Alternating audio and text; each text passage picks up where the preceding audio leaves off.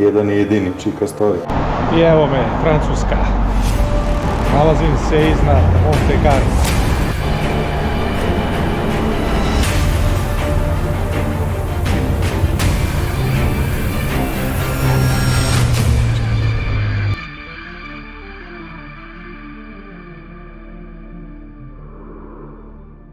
Chica Story je urednik emisije. Dobar dan, dobri ljudi. Pozdrav iz Italije. Nalazim se na mototuri Pirineos. Juče sam krenuo iz Istre, preko Trsta i unutrašnjosti Italije, a onda je Lago di Garde. Stigao u Santa Giuliettu.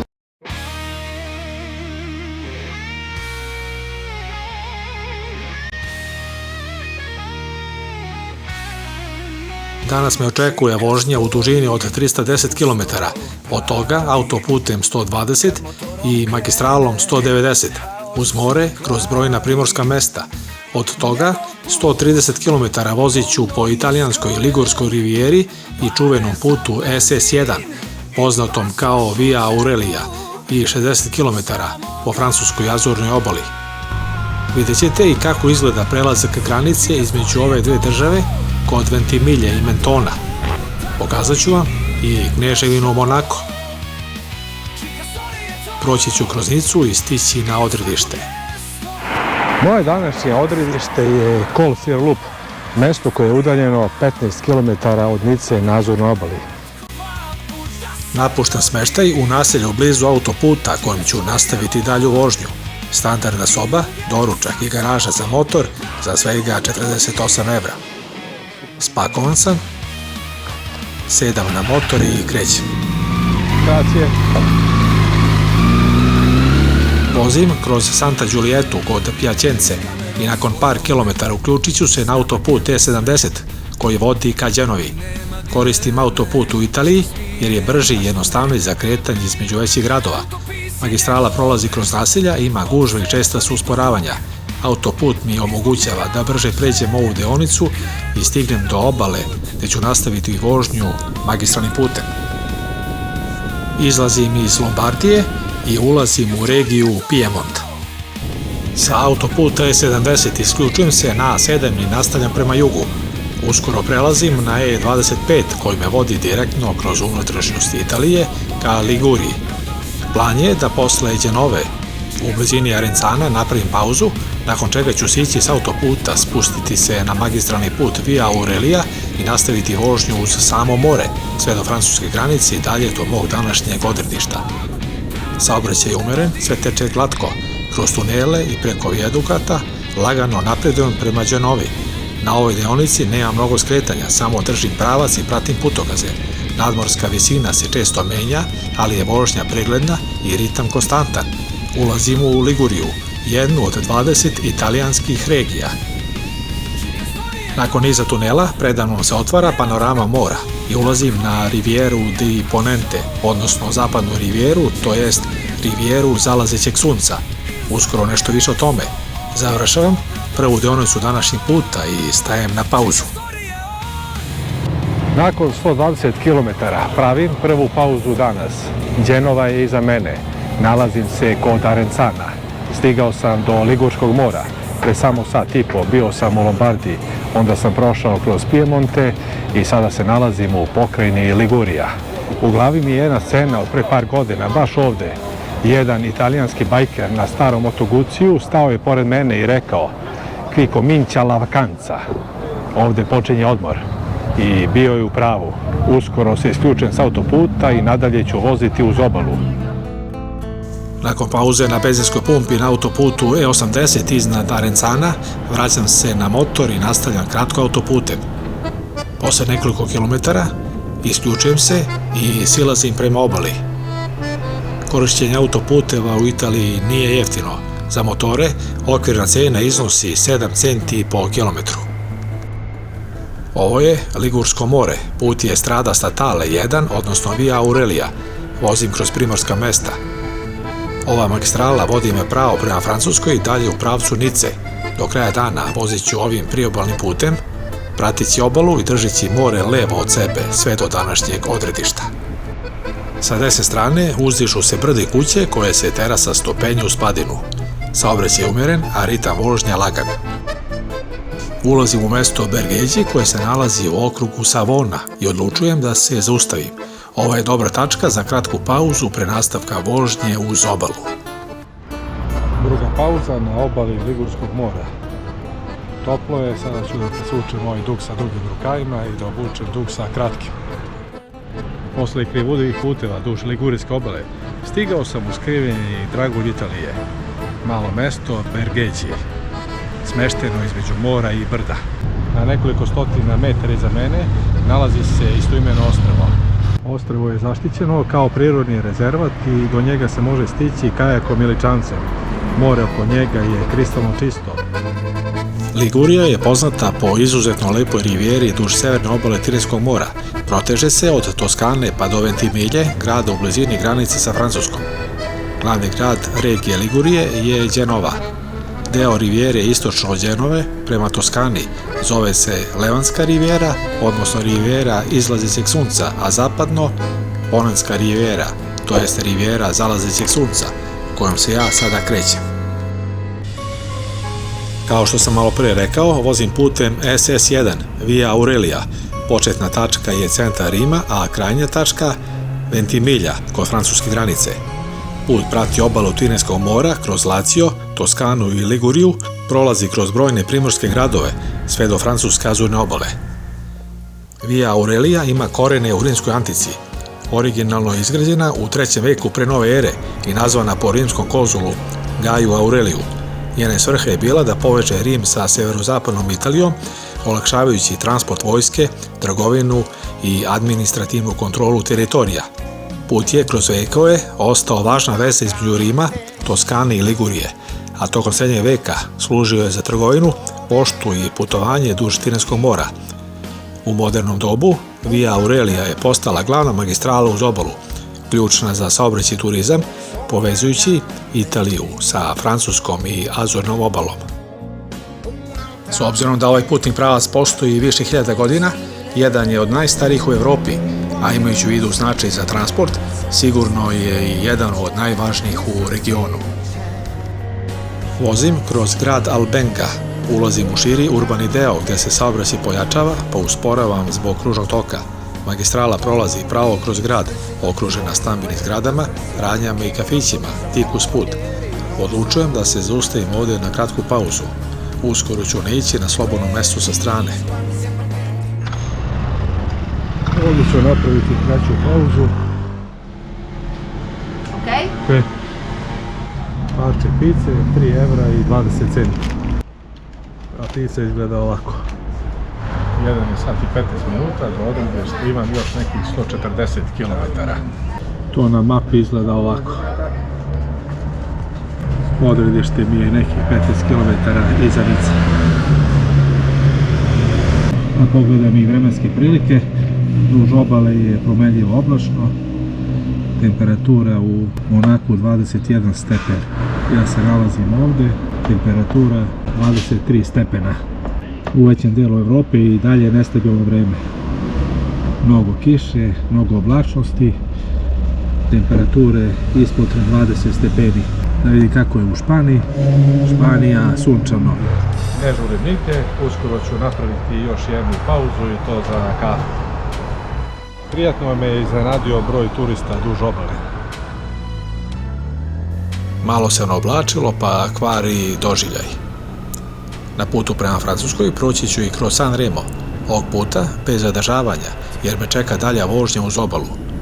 Napominjem da ću u povratku iz Portugala provesti 2 dana u mestu pored San Rema, kada će taj grad biti posebno obrađen i detaljno predstavljen u travel vlogu.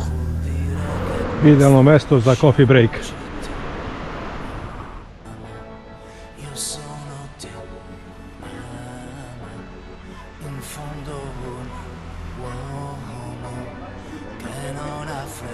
Usluga klasična italijanska, self-service. Ciao, cappuccino. Ništa lepše kada se ne žuri. Mogu shvatiti gdje god mi je volja. Lepo mesto, pored plaže, borovina. Kapućino 3 evra, uglavnom sada je cena bila 3 evra i 80 centi. Pravi italijanski kapućino. Nakon pauze nastavit ću vožnju legendarni putem SS1 Strada Statale Aurelia. Završio sam kafe pauzu, još par minuta ću ostati ovdje na promenadi, a onda lagano sesti na motor i produžiti dalje prema francuskoj granici.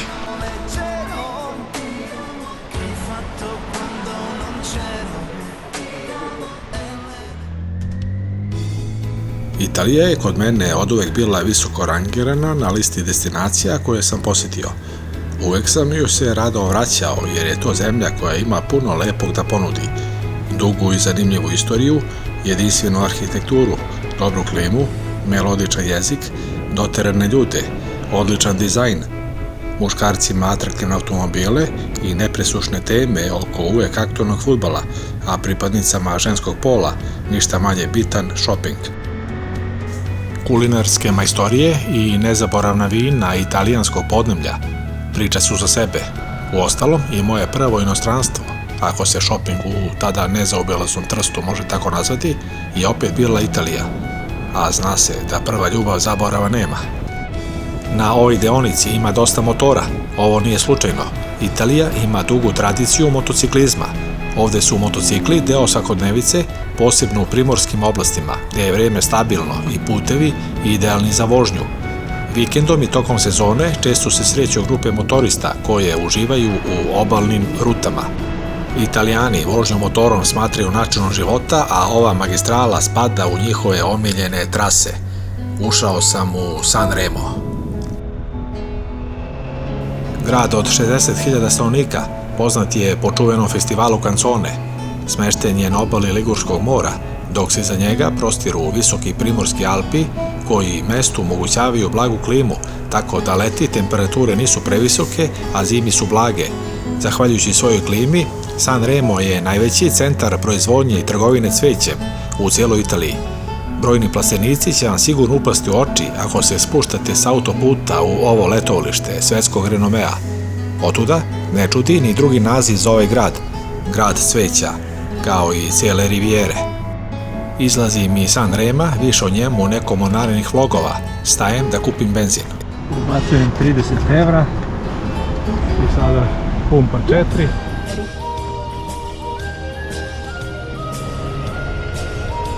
Prolazim kroz Bordigheru, primorski grad između Sanrema i Ventimiglie. Magistrala vodi kroz centar. Grad je poznat po palmama, šetalištima i starom dijelu grada, Bordighera Alta, sa uskim kamenim ulicama i istorijskim ambijentom. Ovde se nalazi i poznata botanička bašta. Ovo je Ventimiglia, poslednji italijanski grad pre francuske granice. Grad se nalazi na ušću reke Roja u Ligursko more. Ventimiglia ima modern deo blizu obale koji sačinjavaju luka i šetalište, kao i srednjovekovni kvart na brdu iznad reke, pa mesto predstavlja spoj istorije i primorskog života. Skrećem levo prema Francuskoj i za par kilometara ću naići na granicu koja se nalazi tik uz more. Una mattina mi son svegliato, oh bella ciao, bella ciao, bella ciao, ciao, ciao. Una mattina mi son svegliato e ho trovato l'invasor. Au lever du jour, en me réveillant, oh bella ciao, bella ciao, bella ciao, ciao, ciao. Au lever du jour, en me réveillant, j'ai trouvé l'envahisseur. Partigiano, portami via, oh bella ciao, bella ciao, bella ciao, ciao, ciao. Partigiano, portami via, che mi sento di morir. Toi partisan. I evo me, Francuska. U smještaj imam još tačno 50 km. Čim iz Italije uđete u Francusku, odmah ćete naići na Menton, grad na Azurnoj obali sa 30.000 stanovnika. U njegovoj neposrednoj blizini su kneževina Monako i Nica. Od osnivanja u 13. veku Mentonom su vladali mnogi vladari, U 13. veku bio je pod upravom Republike Đenove. Od 14. do 18. Mentonom su vladali knježevi Monaka iz porodice Grimaldi, nakon čega je pripojen Francuskoj. Početkom 19. veka potpao je pod protektorat kraljevstva Sardinije, što je trajalo pola veka, da bi na referendumu 1860. godine stanovništvo izglasalo pripajanje Francuskoj, koja je tada isplatila knezu Monaka odštetu od 4 miliona franaka za gubitak prava nad Mentonom. Od tada Menton je deo Francuske. Kazino, koji je otvoren 1930. godine, nalazi se na promenadi, pored koje se nalazi gradska plaža. Menton ima 316 sunčanih dana godišnje i okružen je planinama koje se uzdižu direktno iznad grada, dosežu nadmorsku visinu oko 1200 metara. Francuska rivijera ima 3 panoramska puta. Odavde do Nice možete se kretati putevima sa oznakama N98, N7 i D2564. Prilikom povratka sa ove mototure ponovo ću doći ovde, snimiti i predstaviti vam u novom videu još obilje informacija o Mentonu. Isto će biti sa kneževinom Monako, kroz koju sad samo prolazim i iznosim najosnovnije informacije. Vozim kroz drugu najmanju državu na svetu posle Vatikana. Paradoksalno, ali Monako je najgušća naseljena država na svetu.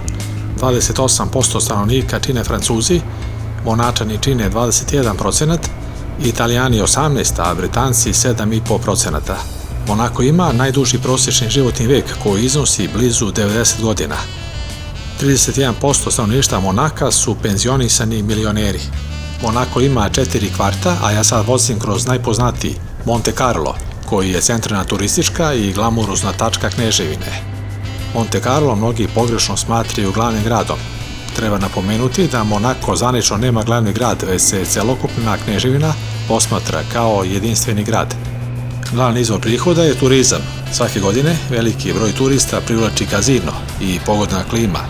Građanima kneževina ne ubire porez, zbog čega u državi živi veliki broj ljudi koji nastoje izbjeći oporezivanje. Monako nije članica Evropske unije. Monte Carlo je svetski poznat po svojoj raskoši i zabavi. Obiluje luksuznim hotelima, prodavnicama, restoranima i noćnim klubovima. Kroz ulice Monte Carla prolazi čuveni deo staze Formula 1. Ispod vidite legendarni kazino Monte Carlo koji je decenijima sinonim za kockanje i luksus. Svesna šta znači kocka, kneževina je građanima Monaka zabranila kockanje u kazinu. U Monte Carlu se nalazi najskuplji restoran na svetu, Louis XV. A sada ćemo čuti gde se nalazim ja. Nalazim se iznad Monte Carla. Monako ima 37.000 stanovnika, ovde posluje oko 4.000 firmi, a ukupno u državi radi oko 50.000 ljudi, i to ih ima dosta iz Francuske i Italije. Izlazim iz Monaka, već je kasno popodne i predamnom je poslednjih 15 km do Nice. Mnogo puta sam ranije prolazio ovim pravcem. Prolazim kroz nekoliko manjih mesta. Nica se nalazi u regionu Provansa, Alpi, Azurna obala, čiji je glavni grad Marsej, dok je Nica glavni grad departmana Alpi Maritim. I evo me, ulazim u Nicu. Sa moje desne strane je tabla. Stajem na vidigovac iznad grada.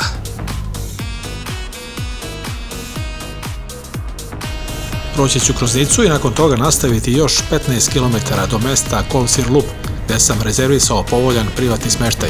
Apartman košta 60 € dnevno i tamo ću boraviti naredna 3 dana. U sledećoj epizodi detaljno ću predstaviti Nicu i sve što ovaj grad nudi. Stigao sam do engleske promenade, Nica, Azurna obala. Do smeštaja još 15 km.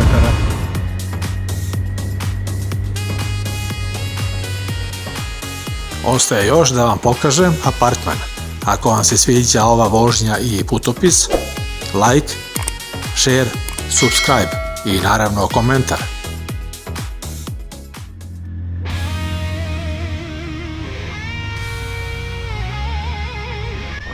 Stigao sam do smeštaja, danas sam prešao 308 km.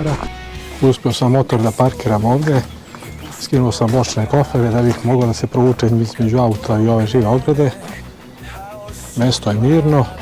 Ovdje u prizemlju mi je apartman. Imam i stolice, sto i tamo fotelju za sedenje. Ključ je ovdje. Evo kako izgleda. Uredno čisto. Ima sve što treba.